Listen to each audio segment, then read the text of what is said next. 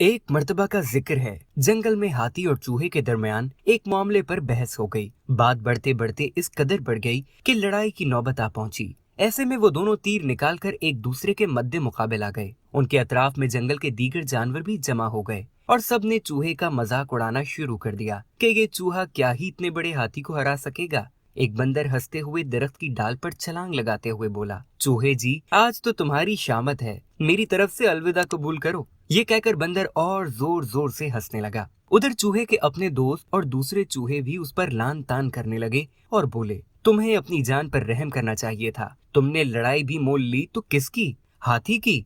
वो तो तुम्हें अपने पैरों तले रौंद देगा, तुम्हारा नामो निशान भी बाकी नहीं रहेगा। चूहा चुपचाप उन सब की बातें सुनता रहा और हंसता रहा। एक लोमड़ी काफी देर से ये मंजर देख रही थी और उसे शदीद हैरानी थी कि इतनी तनकीद के बावजूद भी चूहा एतमाद के साथ हाथी के मुकाबले पर खड़ा है। लोमड़ी कुछ सोचते हुए आगे बढ़ी और चूहे को मुखातिब करते हुए बोली, क्यों भाई चूहे मियाँ, खुद पर रहम क्यों नहीं खाते? क्या तुम्हें जिंदगी से मोहब्बत नहीं है? तुमने लड़ाई भी की तो किससे? अपने से 100 गुना बड़े जानवर से। क्या तुम्हें लगता है कि तुम उसे हरा सकोगे? चूहा मुस्कुराते हुए कहता है, बी लोमड़ी, मैं तो तुम्हें चालाक और होशियार समझता था, लेकिन तुम भी सबकी तरह नादान ही हो। क्या तुम नहीं देख रही कि तीर उसके पास भी है और मेरे पास भी? लेकिन मेरा जिस्म क्योंकि मुख्तसर है, इसलिए जब हाथी मेरा निशाना लेगा तो मैं फुर्ती से इधर उधर भागूंगा और उसका निशाना खता हो जाएगा।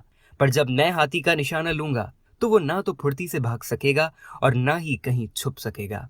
मैं जैसे भी तीर फेंकूंगा वो उस तक जरूर पहुंचेगा और उसके जिस्म को कहीं ना कहीं से जख्मी कर देगा।